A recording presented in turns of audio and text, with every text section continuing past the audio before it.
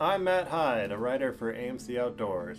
On the morning of March 6, 2011, I took part in the annual Ski to the Clouds race, known as North America's toughest 10-kilometer ski race, which took place in pouring rain and sopping 50-degree temperatures. The race begins along the Great Glen Trail System, then relentlessly ascends 2,200 feet up the Mount Washington Auto Road. The following video was provided by Tim Mather, one of my fellow competitors that day.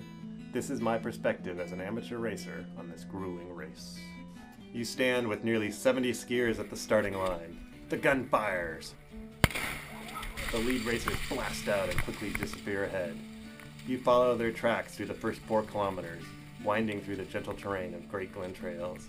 It's a mere warm-up, however, for the approaching mega climb. You focus your energy as you approach the base of the auto road, cheered on by a handful of spectators braving the rain. Woo! One more hill! As you hit the road, you drop into your lowest gear. You establish a pace that you can maintain for 6 kilometers of never-ending up with an average grade of more than 12%. You feel good on the initial ascent, your heart and lungs pumping rhythmically as you steadily move upwards. By the time you approach the halfway point, finished racers are already zipping down past you, shouting words of encouragement, which you acknowledge with a panting nod. Woo! Yeah! Volunteers provide a brief respite of water near the halfway mark.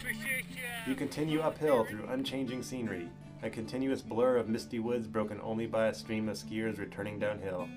Now pain and suffering begin to increase with every stride forward. If you're lucky, you begin to feel only brutally spent. Or perhaps you're less fortunate, and your side begins to seize up in a violent cramp, or shooting pain starts to flare in your ankles. You gnash your teeth against the growing discomfort and soldier on. You try and focus on something, anything to keep you going. Don't stop, you think. Whatever you do, don't stop. But even that coherent thought soon fades into a repetitive mantra of resignation. Your brain runs on a grim and endless loop. I just want it to be over, you think. I just want it to be over. Finally, the finish line comes into view. You pour your remaining reserves into a final dash. Feel your rubbery muscles tense limply as you lurch toward the end. Once across, you lean over your poles to rest and slow your heaving chest. That's me, by the way, in the yellow jersey, heaving over my poles. Your reward for making it to the end? A congratulatory medal and a tremendous feeling of accomplishment, accompanied perhaps by a nagging, unanswered question.